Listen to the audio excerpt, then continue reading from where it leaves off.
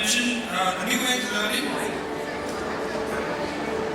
interactive learning, blended learning, and self-learning. And the discussion for this panel would revolve around offering world's best courses as electives, Globalize coursework, enhancing skill and industry-based curriculum. For this, we would have Dr. Lakshmi Mohan, Director for ITM Business School, Navi Mumbai, Maharashtra, would be moderating this session. Let us welcome Dr. Lakshmi Mohan with a huge round of applause. Please join us on the dais. Dr. Lakshmi Mohan. Let us welcome our speaker and moderator out here with a round of applause. I would request Dr. Raja R. Chaudhary, Director, Universal Business School, Mumbai, to please join us on the dais as a panel member.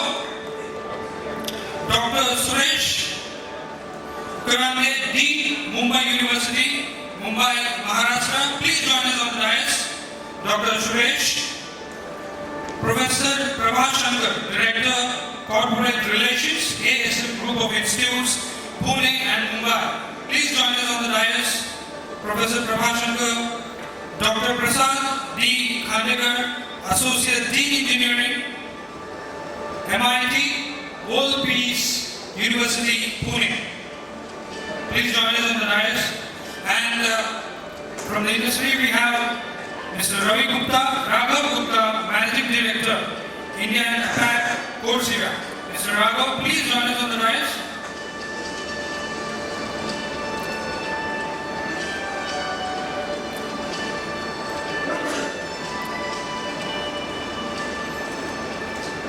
I would request Dr. Lakshmi Mohan, since we are in the interest of time, since we are running behind our schedule, it's 3:37 now.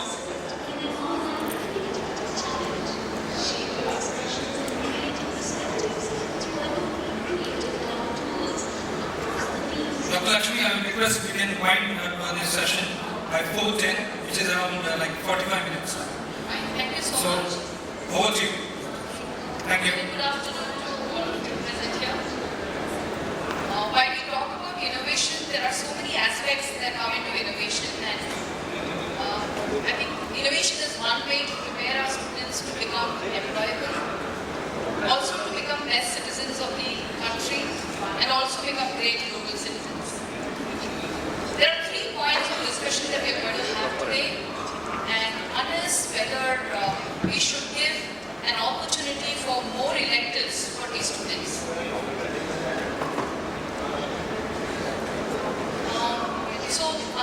We have veterans from the educational institutions, and I would of course want to have their opinion about whether to increase the number of electives, whether electives can be a method for students to also probably take a break from their major. Electives could also be a way for students to maybe probably take a new direction in their education. So I had a friend of mine whose child had opted for a major in mathematics, and he had gone for an elective called music. Surprisingly, today he is a great musician. So probably electives could also be a way to direct our students to choose the right career. I would like to ask the panelists to join their Hi, good afternoon to all of you. My name is Dr. Raja R. Chaudhary. I happen to be the Director Academic Affairs of India's first Green Business School, Universal Business School. When we talk about new electives, we have already started that in our institution. In the context of our postgraduate programs in management, we have imbibed artificial intelligence for business, predictive modeling using R, business analytics using R as part of our compulsory elective curriculum. And we are heading towards a concept which is US concept, STEM-infused management programs. So we are already there. Our current batch, the batch which is going to graduate in 2020, we've already gone through 18 credits. of New Age education. Thank you so much, sir. Yeah, the panel to my right, if I could ask you, sir, about what is your opinion about electives? Does your institution also offer an opportunity for students to choose new electives? Hello, good afternoon. Dr. Suresh Kurante, former Dean Faculty of Science and Technology, University of Mumbai. Offering more elective to the students is always best practice. That's what I admit and encourage. In the University of Mumbai, for engineering course, which is a 4-year course, 8-semester course. Earlier it was only elective subjects in the semester 7 and semester 8. There can be, for one elective there can be some 8-10 subjects and students can opt for anyone. But from the previous cycle, being the stakeholder of this, Dean Faculty of Science and Technology, we have introduced this electives courses from semester 5 for department specific. For semester 6 also department specific electives. The same continues, the trend continues for semester 7 and semester 8 also. And in addition to this, what we have introduced the generic electives. That is, all branches students can select electives, what we say optional courses, and the choice-based credit system of course. Subjects like project management, digital business management, IPR, and so many, around 20 courses were enlisted, and civil branch students, computer branch students, or mechanical branch, any student can select any elective from this and go ahead with the study. So we are already have done something at University of Mumbai for introducing many more electives right from the semester 5, 3rd year level. Thank you. Thank you so much, sir. If we look at the present scenario, I think globalization of coursework has become very crucial. We have companies on campus which would want the students to be capable enough to adjust to new land or new shores. At the same time, we have Indian companies which are selling shores at various other countries and would want the students to be able enough to adapt to the new skill requirements. We have Mr. Raghav Gupta from Coursera. I think he will be the right person to talk on globalization of education. Yeah. So, good afternoon, my name is Raghav Gupta, I work with Coursera. Maybe I can share a small story of something that we've seen. So, I was at Manipal University some time back in Udupi, and I met this student who's learning on the Coursera platform. And he said to me that I'm an engineering student. I took a course called Excel Skills for Business, which is from Macquarie Business School on Coursera. And during the summers, I went to do an internship at an FMCG company in Bangalore. At the FMCG company in Bangalore, he realized that because it's an FMCG company, they have lots of data. And surprisingly, this data was sitting in big, heavy Excel sheets. So he asked the person who was managing him that if you don't mind, can I make some changes to your Excel sheets so that they are a little bit more user-friendly? And he used the knowledge that he had acquired in Excel Skills for Business and created some sexy dashboards in their Excel sheets. They were so impressed that they eventually ended up offering him a job to work with them. So, your question about can electives be useful? I think the obvious answer is yes. I think the bigger question is probably how do these get embedded into the curriculum? And also, how do you enable the quality of faculty to be able to deliver these electives? I think those are probably the questions to think about. Yeah, so I come back to you again. Talking about globalization, I think Coursera will be the right platform to talk on globalization. The kind of reach that they have, in the past many years, reached so many campuses. If you can talk a little on globalization as well, of Coursework. Yeah, absolutely. I was saying this earlier. The reach of a platform like ours is quite large. There are close to 44-45 million people around the world who are on our platform. But what amazes me is there's a course called Learning How to Learn on Coursera from the University of California, San Diego, which is taught by two professors who are neuroscience experts. And in terms of globalization, this course has been taken by 2 million people. So for somebody who would, before they came online, usually teach, 500, 1,000 people per year, to be able to not be talking 10,000, but to be talking 2 million learners, to me is globalization. And also in India, at least on our platform, there are close to 5 million people who are learning. They're getting to learn from some of the best universities in the world. And that is also, an example of globalization happening on our platform. Thank you so much. I think global and act local works so well for us as educationists, because we need to prepare our students to the global economy. Also understanding that many of our students get placed in international companies, and they need to be equipped with the right skills and the education that is needed for them to adapt to these organizations. Prabha, thanks for joining us.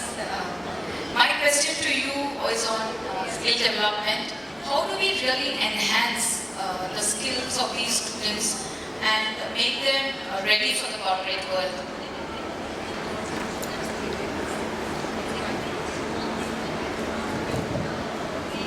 Yeah, thank you, Lakshmi. I was a bit puzzled. Sorry for that. However, as some of our panelists mentioned, what we are trying to do is that, well, I'm Prabha Shankar from ASM Group of Institutes, and we have institutes in Pune and Mumbai. Now, what we are trying to do, Lakshmi, is that we are trying to develop skill for the students by getting them into a lot of project-based activities, apart from the fact that we try to get industry people come and speak to them, but while they are doing that, we are trying to see if we can manage some short projects which are more application oriented, and for the industry it's more a low cost option because we don't charge, it's only the out of pocket expense which is required. And this has helped the students to understand the application of a skill, how the industry requires. And since this is a management institution, so this is one thing we are doing. And coming back to the skill part of it, we are also keeping that option of letting the students choose. We have tied up with IBM for analytics course and for CPA for international finance course, SAP for ERP. So the students have an option whether they are doing marketing, finance, HR. Today analytics is used in all of them.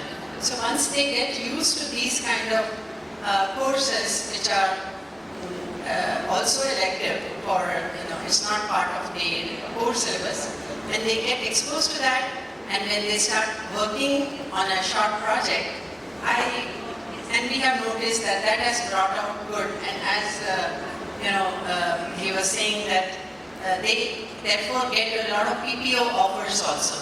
A lot of companies, when they see the kind of work they are doing, tend to offer them a job while they are still studying. Thank you. So it is said that almost 25% of our graduates are unemployed because companies don't find them with suitable skills. I think the whole education scenario has to change and become more practical so that the students are able to acclimatize themselves to the needs of the corporate. Professor, if you can highlight on what it is that your institution does in order to improve the employability factor of students.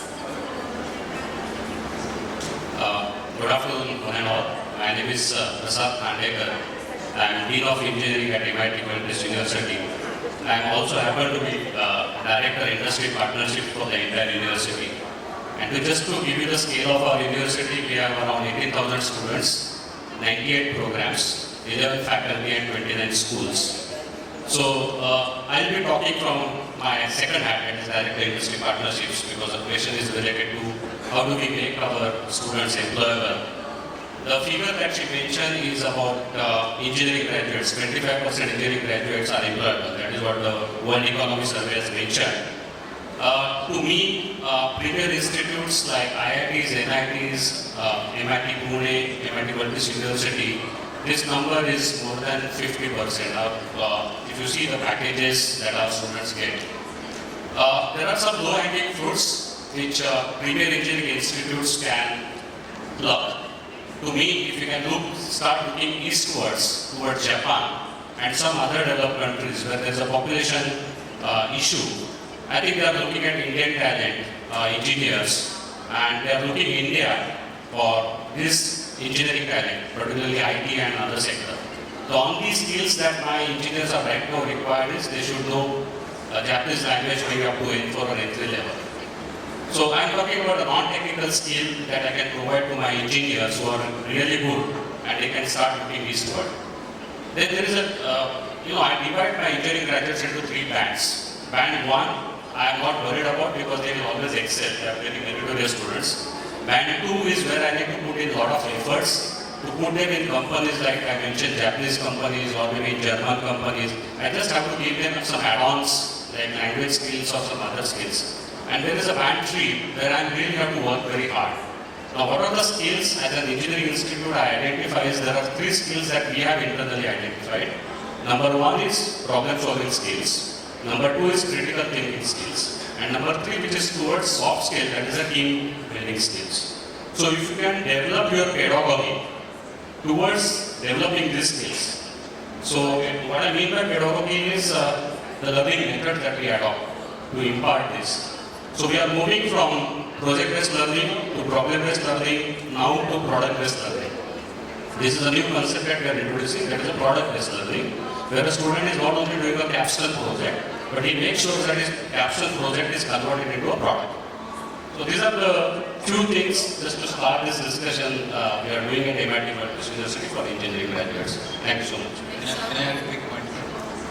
So one resource which might be helpful as universities and colleges think about how to get their students ready for the job market is a piece of research that Coursera came out with recently. So Coursera works with about 2,000 companies globally. And so we know that in different industries, what are the kind of skills and competencies employers are looking for. And on our platform globally as well as in India, we came out with what we call a Global Skills Index. It's a report which is available on our website. And very recently we've come out with something that we call the Essential Skills Playbook. Now in the Essential Skills Playbook, if you are a management school, you want your graduates to be ready for the financial services industry, we can show 9 different functions. What are the 54 skills that are important for the financial services industry? Chances are that a number of these 54 skills the university or the college is already teaching, but chances are that there are many that are not teaching. And this can be a great guidebook to say, how do we plan for this, how do we plan for that, how do we plan for that. The single biggest theme, if you speak to anybody who works in financial services, is digital transformation. And Times of India and Hindustan Times and media keeps coming up with articles that if an engineer is skilled in digital transformation, the kind of starting compensation they get is much higher than if they are not skilled in digital transformation. So actively planning for that can be quite helpful. And along with financial services, we've come up with what are the 54 essential skills in telecom, in manufacturing, in professional services, and so on and so forth. So there are these 5, 7, 8 industries which I highly recommend people to look at because they can help in your thinking, in your planning for readiness. That's superb. I think that's a great support for educational institutions to understand what are those additional skills that they need to mentor the students with. There's also an importance that needs to be attached to practical skills. So unless and until the student really puts himself into the water, he's not going to learn to swim. So we at ITM had a 2 months of industry internship. From there we moved on to a 5 months industry internship just to let the students know that the corporate world is a lot different from what you do in the classroom. So this particular trailer of 5 months was really helpful also because many of them grabbed the replacement offer. But at the same time, there was also development of certain skills that are required for their journey to the corporate world. Professor from Mumbai University, right? So I want to know how different has Mumbai University been over the years or adapted itself also to the change that is needed in education? Are we again looking at revamping the courses, revamping bringing in new programs so that, we also create employable students.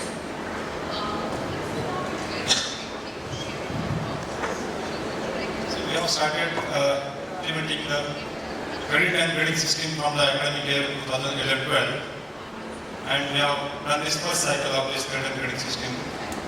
And from the academic year 16-17, we have started implementing the choice-based credit system.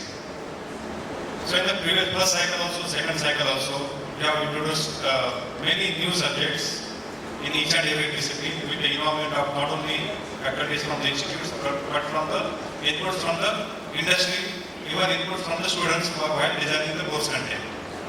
That is one. And the new courses, what is being proposed by AICT?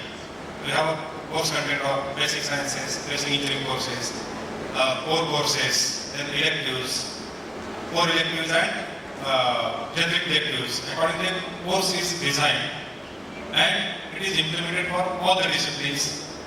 As on date, today we have 16 disciplines at UG level and around 35 disciplines at the postgraduate level. And we have introduced various new courses like artificial intelligence, machine learning, and subjects like blockchain, cloud computing, and many more. These are the few which I mentioned. And generic electives like finance management, digital management, environmental management, so that the student who is taking admission at first year level, which is what we consider the raw material, when he passes out, he should have some minimum skill sets. And along with this curriculum, we have introduced the internship in winter as well as summer, in November month as well as in month of June. So 1 month internship as suggested by AICT, we have made it not we can say mandatory or compulsory, but we have appealed all colleges and many colleges are now coming forward, and now this culture of not only of classroom teaching or doing some practical in the laboratory, but in addition to that doing some projects, working in a team, doing some internship. So this culture is developed, and in addition to this, to have a change, research culture at UG level is being inculcated very prominently in the University of Mumbai. Okay. Just have one more question for you. So the UG program that happens, I think most of us who live in Maharashtra, or especially in Mumbai, go for Mumbai. That's the most prominent university for all of us. But what has been noticed is the classroom is so crowded that a teacher is not really able to reach to every student who is in the classroom. So somewhere along, I think the teaching learning process gets affected. Do you have anything to say on this? What we have seen is very applicable to arts, science and commerce, wherein the class strength is more than 120. It's 120 in strength, plus some backlogs, it goes to 130, 140, 150. But that is not the trend in the engineering institutes. Class strength is 60, plus some second year entry, where students are 6 students. So strength is 60, it's not that crowded like arts and science, commerce courses as such. And for doing the project work or tutorial of 20 size, so that is not big issue as far as direct teaching in the classroom is concerned, when we talk about chalk and talk method of teaching as such. I would like to come up with an analogy from the consumer marketplace. Usually in the marketplace we talk about products as key differentiators between companies. But products are losing that pole position to customer experience. Similarly in institutions, programs are like products, but student experience is the key differentiator. So in our institution, what we have done, by default being a green B school, sustainable development goals are embedded in our institutional DNA. And like any other respectable institution, we also imbibe in a CSR movement or initiative. But what we do besides learning or deploying teaching is enabling each and every student incumbent to do research projects and also get involved in life consulting. because when they need to get out from the school and get into the business world, they need to be ready. Now, there's a huge difference between learning and doing. So we try to imbibe a culture of learning by doing without having power. So in a very subtle manner, we try to inculcate that culture in our students. Easier said than done when you handle 200 students in a year in a particular program, but we are doing that.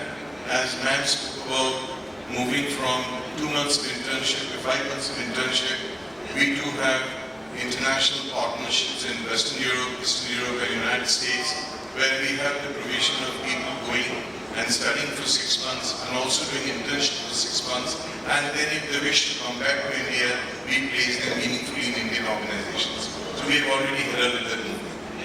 Wonderful, sir.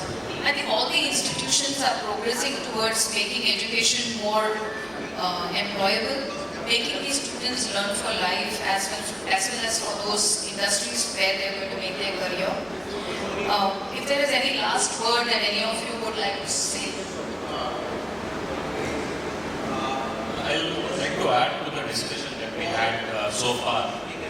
I think if this is education 2.0 right now, I do not know what it is, 2.0 or 3.0. But the next education is, as Raghu mentioned and Professor Chaudhary also mentioned, is we will see maybe 10 years down the line some sort of aggregation body, like Uber, and just visualize it. And the students' learning mostly may happen online. Already Coursework has entered into universities now. So their portion of teaching learning may exceed the conventional teaching learning mode. And a time may come where a student is sitting at home doing courses from various top universities, and maybe some aggregator body will give him a degree which is acceptable to an industry. I don't know. So we will have to be very cautious and innovative in our, as a teachers I'm talking about. As Professor Chaudhary mentioned that it's a learning experience, how we give it to our students is more important than ensuring that whether it's becoming employable or is employable for X type of industry or Y type of industry. If we focus on giving that learning experience, things will fall in place. But I see a role of technology, particularly disruptive technologies like AR, VR, XR in education domain will have a large impact, and maybe we can see aggregation kind of universities coming in 10 years. That is what I feel. So well, while your imagination after 10 years is of a kind, mine is different. And as Raghav said that they have researched and found out 50 skills or 40 skills or whatever. But I have been also into the industry panel taking interviews for students at beginning level and mid-level. So there are 3 things which they have all said and which probably will continue to be in the future.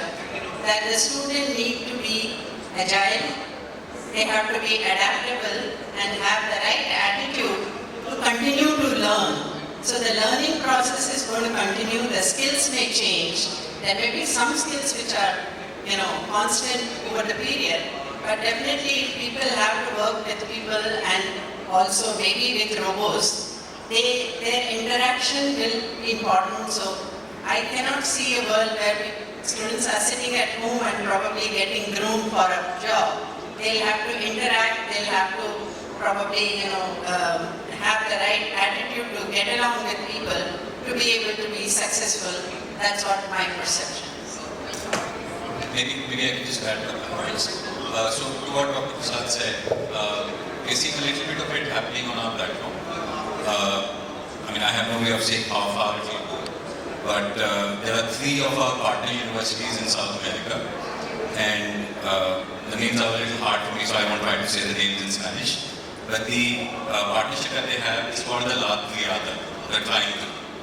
And these partners, they allow you to take courses on Coursera and allow credit to be earned from any university. So it's definitely something which alarmed the management education industry earlier this year was the University of Illinois shut its on-campus program and moved its entire MBA program online, which is on Coursera.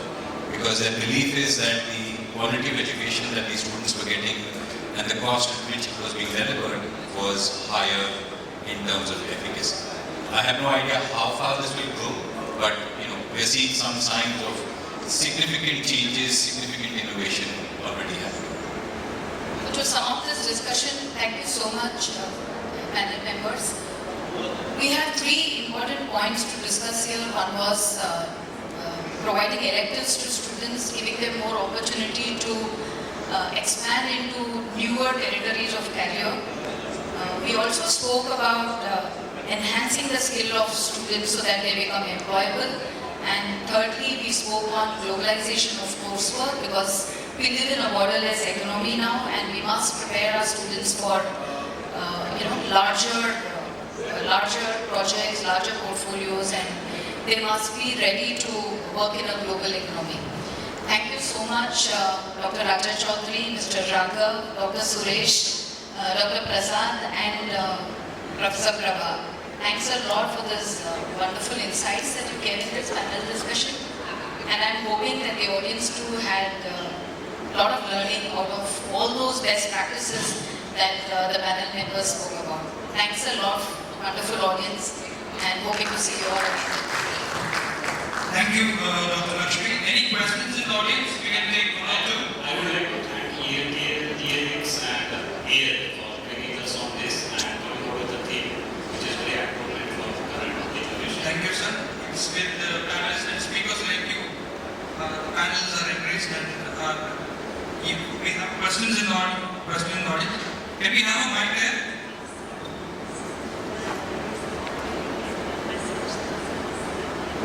So please introduce yourself and then My name is Mahesh Iyer. I'm the founder of Jumpstart, where you skill development and information. So I have a quick question for Raghav. Raghav, I've been following on Courseware for a long time now. Okay? We primarily target the penetration of rural India. Almost 60% bottom of the pyramid is in rural India. I think Courseware as the online platform is a brilliant aspect to look at. But I have been close to 450 odd numbers in the last 1.5 years, which is the startup. And I have met each and every principal director at the rural grassroots level in Maharashtra. And believe me that the thought process of online learning methodology, it gives them shivers.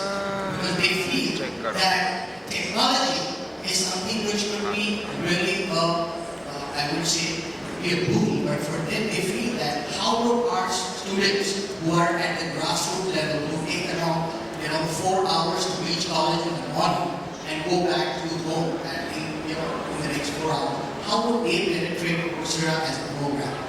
If you can do that. Yeah. Firstly, thank you for following Coursera. It's always good to hear. I think it's a very good question. I don't think we have an immediate solution there yet. We're working on it. I can share one example. So we work with the Andhra Pradesh Sector Skill Development Council, where many colleges, engineering colleges in AP and Telangana get to learn on Coursera, and the government is investing in this. Some of these colleges are 200 students, some of them are 400 students. Some of them are in urban centers, but most of these colleges are in semi-urban and rural centers. And the feedback that we're getting is tremendous because a lot of these students actually don't have computers or devices at home. So Coursera is designed for an individual to take learning on their computer or on their phone, wherever they might be.